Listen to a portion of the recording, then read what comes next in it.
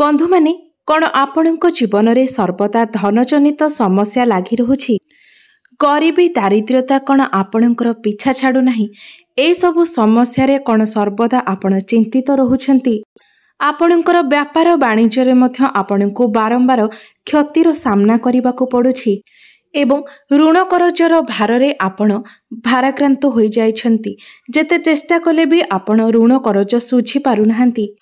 तेबे तंत्रशास्त्र अनुसारे आपण गुजरातीर एही उपाय को कौनसी भी दिन रे करि नियंतु, जहा विषय आमर वेद पुराण एवं शास्त्र रे उल्लेख करा जाइछि।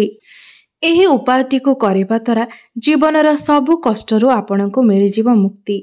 माँ लक्ष्मी को कृपारू ना केवल आपणको जीवन रे हेब धनर वर्षा, बरं आपणकर समस्त मनस्कामना मध्य पूर्ण होइजिव।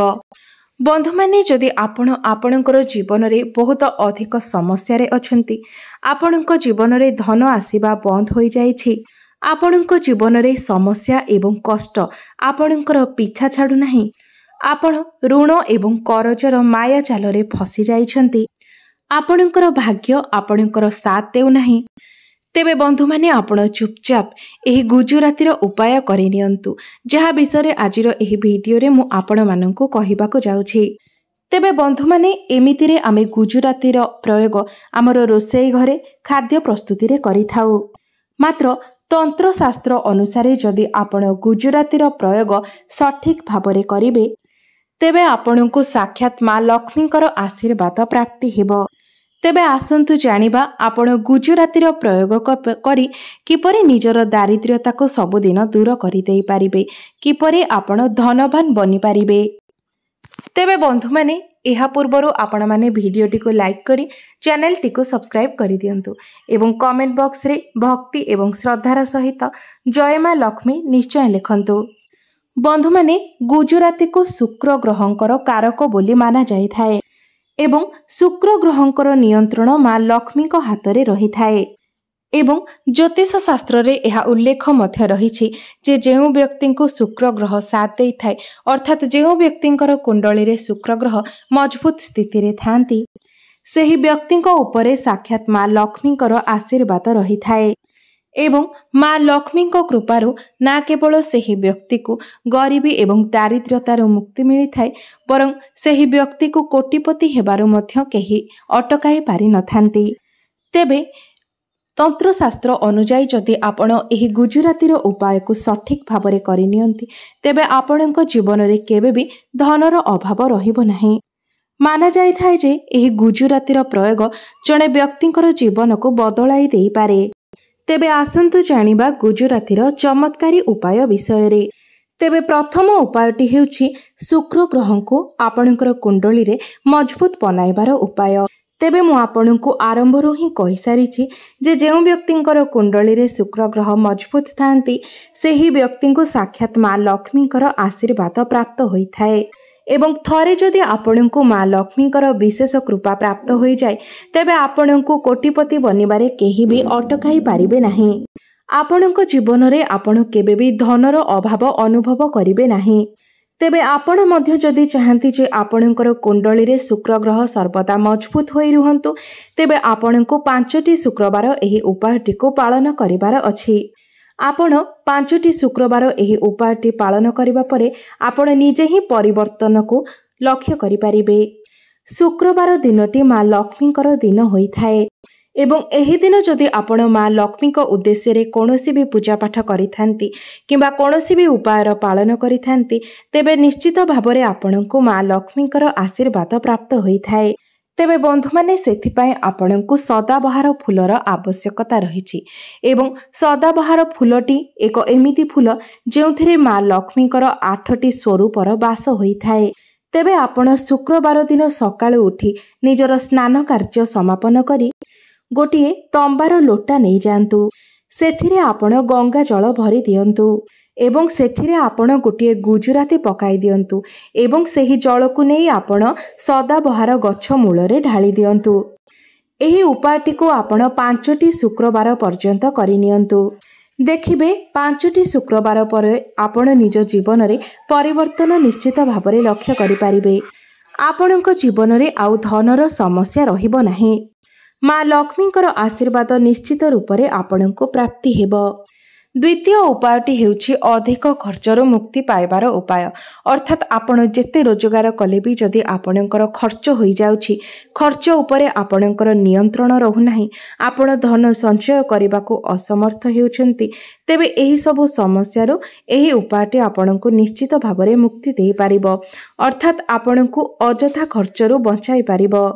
ଏହି ଉପାୟଟି କରିବା ପରେ ଆପଣଙ୍କର ଆୟ ବୃଦ୍ଧି ହେବା ସହିତ ଆପଣଙ୍କର ଖର୍ଚ୍ଚ କମ୍ ହୋଇଯିବ ଏବଂ ଆପଣ ଧନ ସଞ୍ଚୟ କରିବାକୁ ମଧ୍ୟ ସମର୍ଥ ହୋଇପାରିବେ। ତେବେ କୌଣସି ବି ଶୁକ୍ରବାର ଦିନ ସନ୍ଧ୍ୟା ସମୟରେ ଆପଣ ସ୍ନାନ କରିନିଅନ୍ତୁ ଏବଂ ନାଲି ରଙ୍ଗର ବସ୍ତ୍ର ପରିଧାନ କରନ୍ତୁ, କାରଣ ଏହି ନାଲି ରଙ୍ଗଟି ମା ଲକ୍ଷ୍ମୀଙ୍କର ଅତି ପ୍ରିୟ ହୋଇଥାଏ। ତେବେ ଲାଲ ରଙ୍ଗର ବସ୍ତ୍ର ପରିଧାନ କରି ଆପଣ ନିଜ ଠାକୁର ଘରେ ଯେଉଁଠାରେ ମା ଲକ୍ଷ୍ମୀଙ୍କର ପ୍ରତିମା କିମ୍ବା ଫଟୋ ରହିଛି ସେହି ସାମ୍ନାରେ ଆପଣ ବସିଯାଆନ୍ତୁ ଏବଂ ଗୋଟିଏ ଦୀପ ଜାଳନ୍ତୁ। ଆପଣ ନିଜ ହାତରେ ଗୋଟିଏ ଗୁଜରାତିକୁ ରଖନ୍ତୁ ଏବଂ ମା ଲକ୍ଷ୍ମୀଙ୍କର ବୀଜ ମନ୍ତ୍ରକୁ ଜପ କରନ୍ତୁ। ଓମ୍ ମହାଲକ୍ଷ୍ମୀ ନମଃ। ଏହି ବୀଜ ମନ୍ତ୍ରର ଜପ ଆପଣ 11 ଥର କରନ୍ତୁ। ତାପରେ ଆପଣ ସେହି ଗୁଜରାତିକୁ ନିଜର ପର୍ସରେ କିମ୍ବା ଆପଣଙ୍କର ବ୍ୟାଗରେ ରଖିଦିଅନ୍ତୁ କିମ୍ବା ଆପଣ ଘରେ ନିଜର ଧନ ଯେଉଁଠାରେ ସଞ୍ଚୟ କରି ରଖୁଛନ୍ତି ସେହି ସ୍ଥାନରେ ରଖିଦିଅନ୍ତୁ। ଆପଣ ଦେଖିପାରିବେ ଯେ ଆପଣଙ୍କର ବଦଖର୍ଚ୍ଚ ଧୀରେ ଧୀରେ କମିଯିବ ଏବଂ ଆପଣଙ୍କର ଧନ ସଞ୍ଚୟ ହେବା ଆରମ୍ଭ ହୋଇଯିବ। ଆପଣଙ୍କର ପର୍ସ ସର୍ବଦା ପଇସାରେ ଭରି ରହିବ। ତୃତୀୟ ଉପାୟଟି ଏକ ଏପରି ଉପାୟ ଯେଉଁ ଉପାୟ ପାଳନ କରିବା ଦ୍ୱାରା ଆପଣଙ୍କୁ ରାହୁ କେତୁଙ୍କର ସାଥ ମିଳିବ, ଅର୍ଥାତ୍ ଆପଣଙ୍କର ଭାଗ୍ୟର ସାଥ ମିଳିବ। ଏହା ଏକ ଏପରି ଉପାୟ ଅଟେ ଯାହାକୁ ଯଦି ଆପଣ କରିନିଅନ୍ତି ତେବେ ଆପଣଙ୍କର ଭାଗ୍ୟ ଚମକି ଉଠିବ। ଭାଗ୍ୟ ସର୍ବଦା ଆପଣଙ୍କର ସାଥ ଦେବ ଏବଂ ଆପଣଙ୍କୁ ପ୍ରତ୍ୟେକ କ୍ଷେତ୍ରରେ ସଫଳତା ମଧ୍ୟ ମିଳିବ।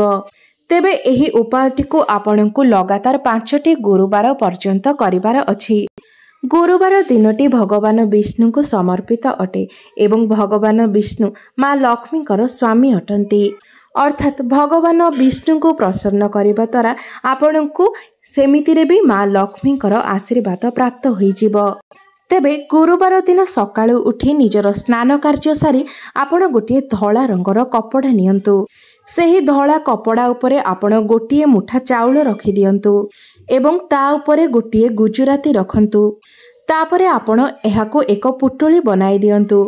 ତାପରେ ଏହାକୁ ନେଇ ଆପଣ କୌଣସି ଏକ ମନ୍ଦିରକୁ ଯାଆନ୍ତୁ ଏବଂ ମନ୍ଦିର ବାହାରେ ବସିଥିବା କୌଣସି ବି ଭିକାରୀକୁ ଆପଣ ଏହାକୁ ଦାନ ଦେଇଦିଅନ୍ତୁ। ଲଗାତାର 5ଟି ଗୁରୁବାର ପର୍ଯ୍ୟନ୍ତ ଆପଣ ଏହି ଉପାୟଟିକୁ ପାଳନ କରନ୍ତୁ। ଏହି ଉପାୟଟିକୁ କରିବା ଦ୍ୱାରା ଆପଣଙ୍କର କୁଣ୍ଡଳୀରେ ରାହୁ ଏବଂ କେତୁଙ୍କର ସ୍ଥିତି ଭଲ ରହିଥାଏ ଏବଂ ଆପଣଙ୍କୁ ପ୍ରତ୍ୟେକ କ୍ଷେତ୍ରରେ ନିଜର ଭାଗ୍ୟର ସାଥ ମିଳିବା ସହିତ ପ୍ରତ୍ୟେକ କ୍ଷେତ୍ରରେ ଆପଣଙ୍କୁ ସଫଳତା ମଧ୍ୟ ମିଳିଥାଏ। ଭାଗ୍ୟ ଆପଣଙ୍କର ସାଥ ଦେବା ଆରମ୍ଭ କରିଦେବ। ତେବେ ବନ୍ଧୁମାନେ, ଯଦି ଆପଣମାନେ ଚାହୁଁଛନ୍ତି ମା ଲକ୍ଷ୍ମୀଙ୍କ ସହିତ ଆପଣଙ୍କୁ ଭଗବାନ ବିଷ୍ଣୁଙ୍କର ମଧ୍ୟ ଆଶୀର୍ବାଦ ପ୍ରାପ୍ତ ହେଉ, କୃପା ପ୍ରାପ୍ତ ହେଉ, ଆପଣଙ୍କ ଗୃହରେ ମା ଲକ୍ଷ୍ମୀଙ୍କର ସ୍ଥାୟୀ ବାସ ହେଉ ଏବଂ ଆପଣଙ୍କୁ କେବେ ବି ଧନଜନିତ ସମସ୍ୟାର ସମ୍ମୁଖୀନ ହେବାକୁ ନ ପଡ଼ୁ, ତେବେ ଏହି ଉପାୟଗୁଡ଼ିକ ଆପଣ ନିଜ ଜୀବନରେ ନିଶ୍ଚିତ ରୂପରେ ପାଳନ କରନ୍ତୁ।